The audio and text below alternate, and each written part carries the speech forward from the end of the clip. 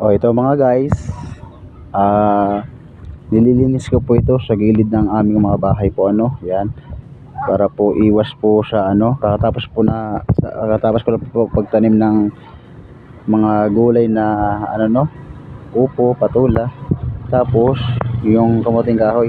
Ngayon po, lilinis na naman po ako dito, ito po yung lilinisin ko, dito po sa Buri papunta Zone 6 Wastrack po. Ito po, nililinis ko po dito yung daanan ng tubig po, dito. Yan, tinatambak ko po dito yung mga basura. Yan, kasi ang mabaho po kasi ang pag hindi natanggal. Para po maganda yung pag-aalaga ng ating kalikasan po, ito po, para po malagaan ng ating kapigiri-giri sa gilidan, at para po walang mga lamok po, para matanggal po yung mga bakterya sa ating bahay. Yan po, ito mga mabakaw, tataniman ko po ito ng mga kamuting kahoy hanggang doon sa gilid ito. Tapos yan, mamayang hapon po, malinis na po ito.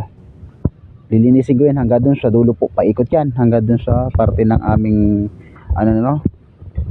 paikot sa bahay, sa gilid, sa irrigation po.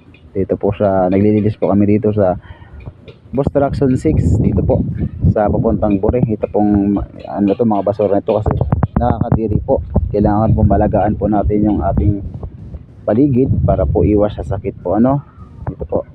Mamaya po ito tinatambak lang namin muna dyan yung mga galing dito sa mga damo, tapos ililipat naman, transfer namin naman sa dito sa gilid para po maganda at malinis ang ating takbo ng tubig sa ating irrigation, para tuloy-tuloy walang pong mabaho.